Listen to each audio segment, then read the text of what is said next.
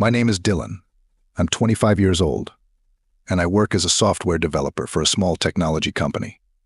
I've been friends with Ryan since college, and we've remained close ever since.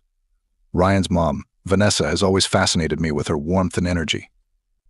We often talked more than I did with Ryan. She was beautiful, magnetic, and there was something about her that I couldn't ignore. One day I decided to surprise Ryan with a visit. Without thinking twice, I grabbed my keys and drove to her place. Ryan wasn't home when I arrived, but Vanessa greeted me with her usual warmth.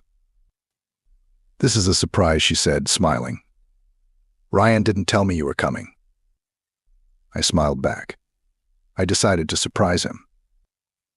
Suddenly it started raining heavily, making it unlikely I'd be leaving anytime soon. Vanessa looked out the window and then back at me. "You're definitely not going anywhere in this weather," she said, and her smile grew wider. "Looks like you're going to have to stay here for a while longer." Secretly glad to be staying, I followed her into the living room. We sat down, the rain creating a quiet, intimate backdrop. Vanessa offered me tea, and we chatted about work and Ryan. Her laughter filled the room and our eyes met often, and I loved it. She was 50, but something about her was ageless. I was fascinated, and I think she noticed it.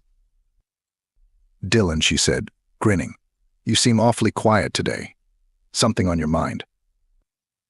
Caught off guard, I giggled nervously. I just didn't expect us to be alone. She tilted her head teasingly.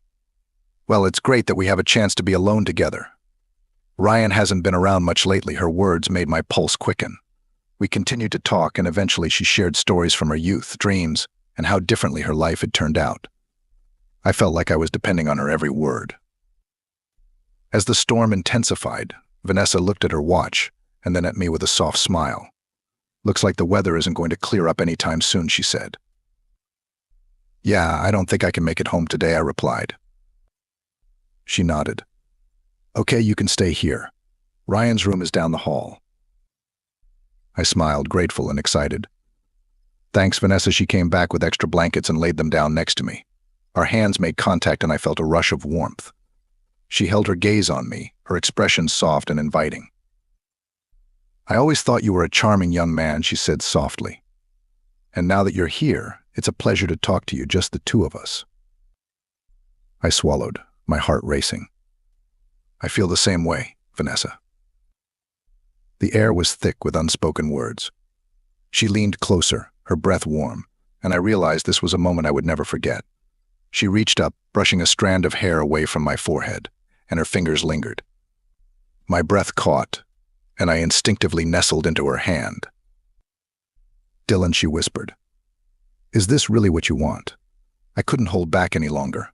I gently took her hand in mine. She leaned toward me, her lips slightly open. My heart raced as I ran my hand over her lips. She responded with tenderness and warmth, her hand resting on my cheek. We stopped for a moment, and our eyes met. I wrapped my arms around her, pulling her closer. She sighed softly and pressed her lips to mine, her hand on my neck, pulling me closer to her. Her touch sent goosebumps through my body, and I traced the curve of her waist. Slowly she pulled away, her eyes playful. "I never thought. But I think we know where this is going." I nodded, smiling. "I'm glad of that." It was pouring rain outside, but it was warm inside. She leaned back, pulling me to her. Our eyes met again. This time the gaze was deeper. Her hands explored me, inviting me in, as if she'd been waiting for this. She looked up at me with warmth in her eyes, her fingers resting on my chest. I kissed her neck, lingering, feeling her trembling as she pressed against me. Every moment seemed eternal, and I lost myself in her embrace. We lay back on the couch, her head resting on my chest. The rain continued to pour, creating an atmosphere of intimacy. Vanessa was making lazy circles on my arm. She looked up at me and smiled softly. "I never thought we'd end up like this," she whispered. I smiled, touching my lips to her hair. "I didn't either, but I'm glad it happened." She sighed, snuggling closer. "I haven't felt this connected in a long time." Her words touched me, and I pulled her tighter against me. It was more than attraction, it was genuine tenderness. She finally looked up at me and smiled playfully. "It's getting crowded on this couch. Why don't we move somewhere more comfortable? I laughed softly. Drive. She took my hand and led me down the hallway to her bedroom. The room was softly lit, warm and inviting.